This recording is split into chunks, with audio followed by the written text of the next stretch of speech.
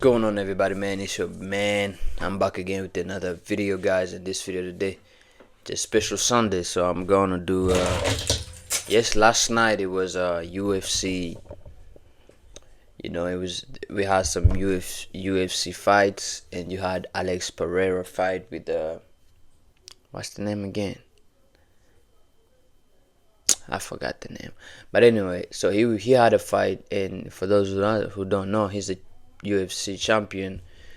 He's fought many people who were great, people who knew how to fight. So, he owned the title, right? He defeated many. But in this video, what I want to talk about defeat is that the more I watch these videos, the more, because I love UFC, I love boxing, I love everything that has to do with, just men expressing their, you know, strength and will to power, because it takes stronger will to impose your will on another man through physical strength, right? Now, what I realized is that, see, in UFC it goes up and down, right? Also, so is in boxing. We saw Michael Tyson when he was fighting. He was on the top and then he got down, right? And it's not that it's not that those people that got him down were better than Mike Tyson, or the one who just, you know, conquered Alex Pereira. Like, he's better than him. It's just that things like that really happen I believe, when you're not really angry enough. You know what I'm saying? Because I know people will say skills, training, but it all comes to one thing: you lost and the other one won. And what took the other one won is the will. Because, guys, I don't care no matter how much someone may say this, may say that. Once you are a champion, like, yes, you are on the top, but everyone wants to be on the top. Everybody wants to be the one, calling the shots, the one that everybody's looking up to. Because when you're on the top, that means people, they are looking up to you, you know. And somebody who is low, like, meaning somebody who's really down zero, like coming up, he is looking forward because he wants to take you out. Because, like, if I'm the smallest animal in the jungle and then I take out the lion, you know how much respect I'm gonna get from all these tigers. I'm talking about tigers. I know lions do not live in the jungle, but let's say they did. I'm going to have more respect, and I'm gonna be feared from everybody. And if you see enough, this is what the hood, the streets, all this shit do. All these people do. It's like you take out the big guy, and the rest will just fall in line. That's just the nature of life. That's how things are in life. So while I'm at the top, I gotta, like, I need to know. I have to understand it in my head that, hey, someone somewhere is gonna come, is gonna challenge me, and if I'm not able to uphold that title, if I'm not gonna see to uphold that position, because, see, in Animal Kingdom, right, animals, they fight, and they fight for their position, and once they get the position, they also have to fight. They gotta keep fighting. They have to keep demonstrating. They have to keep dominating, so that anybody, any intruder, or even the son that is trying to raise against his father, because it does happen also in Animal Kingdom. Now, in human civilization is rare. Like, we rarely, like, unless it do happen, but it's rare. Whereby a son will rise and wants to fuck his mom. It's rare. But in Animal Kingdom, things like that do happen. But defeat, guys, is serious, and defeat is not something to play with, because especially if you was a champion, it will get to your head. Somebody who's been losing, he doesn't mind losing, so he doesn't mind calling you out if you are a champion, because he lost. I mean, he's lost. Now, as a champion, neither. You cannot say no to that. Otherwise, you'll be viewed as weak, and of course, you will be weak. Because if somebody is to challenge you, and you are the champion that you claim yourself to be, why would you deny him?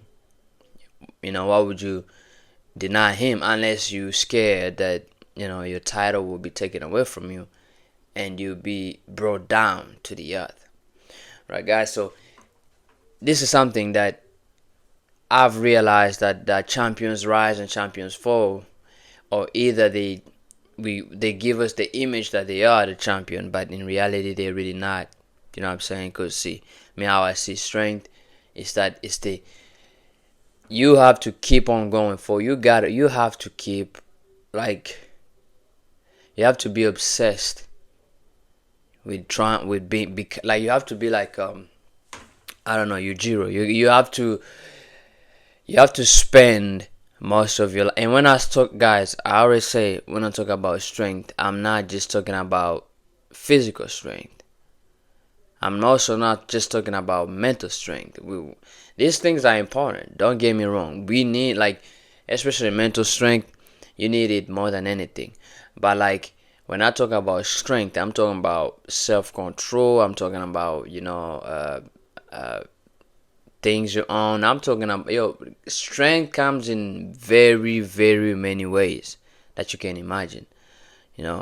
So it's always best to understand how to really create yourself and stand upon anything and be above anything. If you truly is the champion, see a champion, you just become like a lion. Look at a lion. It is rare that these animals that are not lions get to challenge lions. Like, I've never seen a zebra try to challenge a lion. I never seen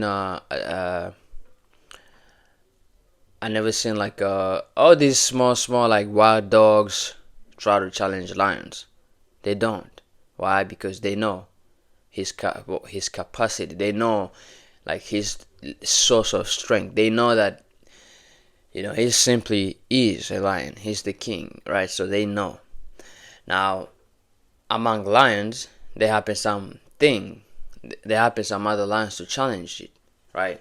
So you get challenged, but the big dog always becomes the big dog, either way or not. Like, the top notch is gonna stay that until natural causes happens and maybe dies of sickness or disease.